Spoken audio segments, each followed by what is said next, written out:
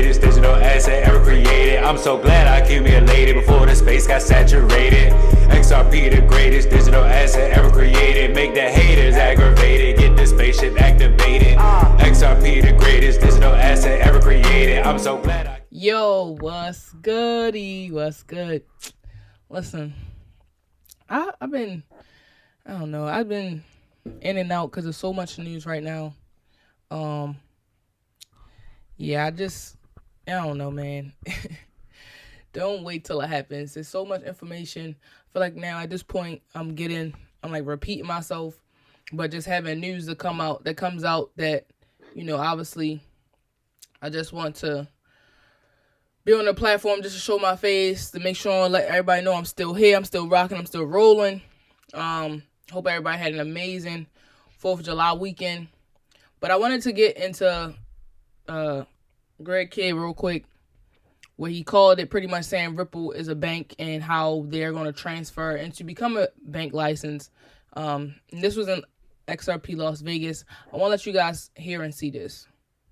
Focused only on deposits and payments, no branches, no lending. Basically, I will continue to promote legislation. So a company like Ripple could actually get a bank license, right?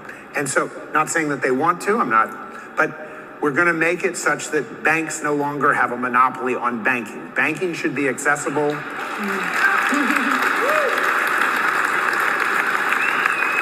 So think digital wallets.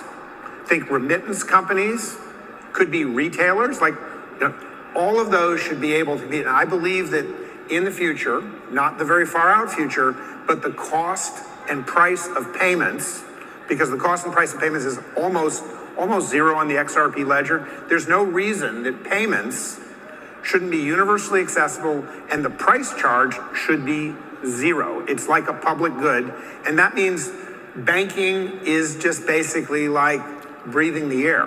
And so the concept that there'd be a limited group of folks that got into that club, during the Biden administration, I think only 2 licenses fell into the hands of someone who wasn't already a bank. It was Jackie at Lead Bank and we got Vast Bank. Yep. And that's not the way it should be. Just because I know how to work the system shouldn't be the fact that, only people like Jackie and I get a bank. There should be hundreds.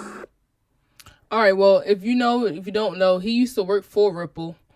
So he knows a lot of information within the company as far as how they set up their ledger and things of that nature. But I do want to let you guys listen to this. I forgot his name, who podcast this is, but pretty much he's talking about XRP and saying how much, he pretty much has and how much XRP has to, could potentially be as well, and how it can push up to $2,500.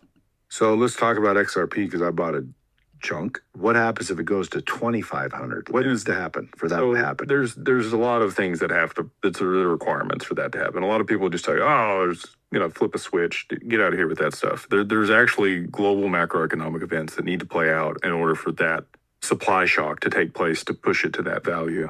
And that's what it would have to be. There's supply and demand economics. People look at total market cap, but in reality, it's whatever the supply is on the market for purchase that drives the liquidity and the market dynamics and value. But can't they make more XRP? They cannot. So originally there was 100 billion, XNS was what it was originally called, minted June 2nd of 2012. And they black holed that account. So what that means is nobody has access to it. They can't get back into it. They can never mint more. Nobody can freeze the XRP. It is locked at 100 billion and 5,000 of them are burnt every single day. So it's literally the only deflationary asset besides like uranium on the planet. But that makes it more valuable. Yeah. All right, so 5,000 are burnt pretty much every single day. All right, and then this is also, a lot of, I've already mentioned this tons and tons of times before. If you look at some of my previous videos, XRP is ready for the big players. Bank of America, Ben said they partnered with them. They got Amazon on here. They got, Visa, SBI, Santander, Grayscale. These are big top companies like that's running money around the world. Like not even millions, like not even billions. Some of these are trillions of dollars transferred across the world. Like Swift by itself transfers trillions of dollars.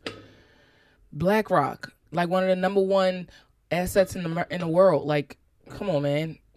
So these are big players that you got to look up to as well. So it says, let's go. Brad Garlinghouse talks about the future, how banks transact their money in seconds, how you XRP, you won't regret it. All right, so listen up to this.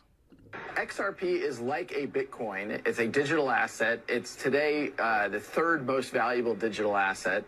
And what we do is we take a transaction between banks, and instead of having a bank pre-fund an account at the other bank, which is how correspondent banking works today. The Bank of Brad in dollars would pre-fund the Bank of Julia, perhaps in pounds, and then I would debit and credit that. But that means I have to pre-fund and have dormant capital sitting at that other bank. What we allow banks to do, we allow payment providers to do, is to tap into the liquidity of XRP liquidity. So today there's lots of liquidity between XRP and US dollar. There's lots of liquidity between XRP and British pound. And you could tap into that to move value in real time, in seconds. And even compared to Bitcoin, which takes up to 12 minutes to complete one transaction. Yeah, I've been there. XRP is extremely fast at about 3 seconds per transaction. That has meant XRP is extremely scalable in contrast to how Bitcoin works.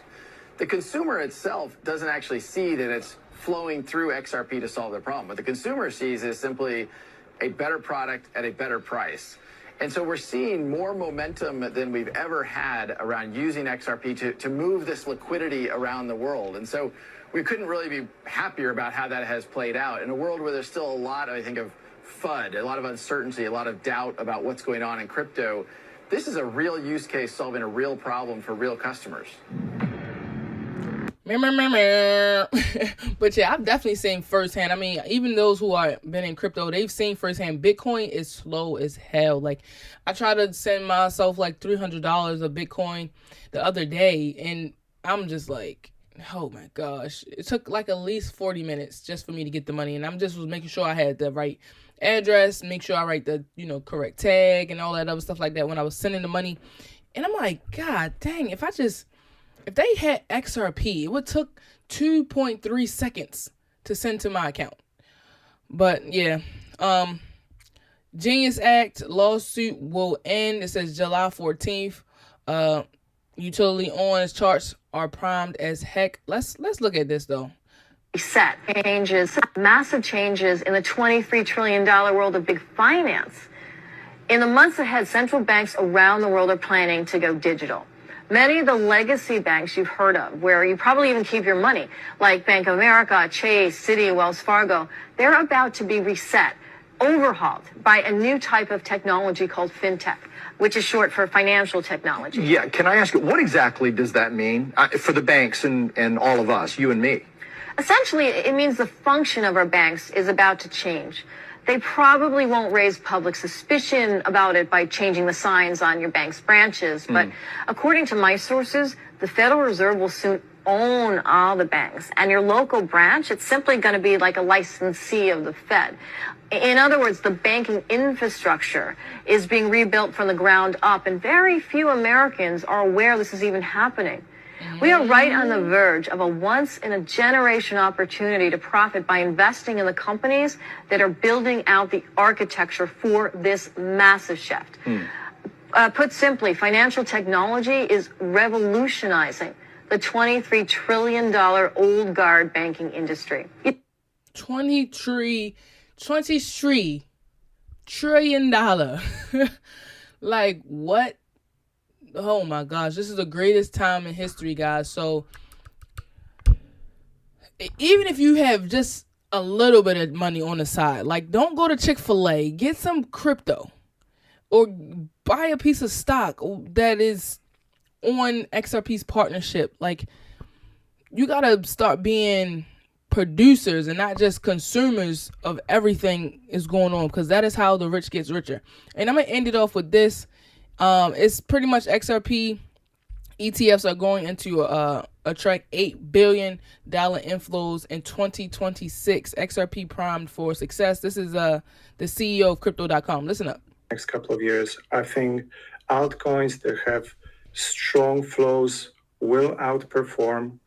I don't know if you guys seen this, but there's a forecast saying that the ETF for XRP is going to attract $8 billion of inflows next year.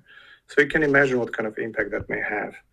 And in terms of what we're doing, I think we have a very clear, differentiated, exciting strategy that nobody else is pursuing and nobody else can compete with us on. That's very unique. So we will build it, and I hope you guys join along for the ride. I hope you guys join along for the ride myself. I'm going to see you guys at the top. Make sure you like, subscribe to the channel. Make sure you tell a friend who tell a friend to tell a friend about their mom and their dad to come watch this YouTube video. I'm out. Peace.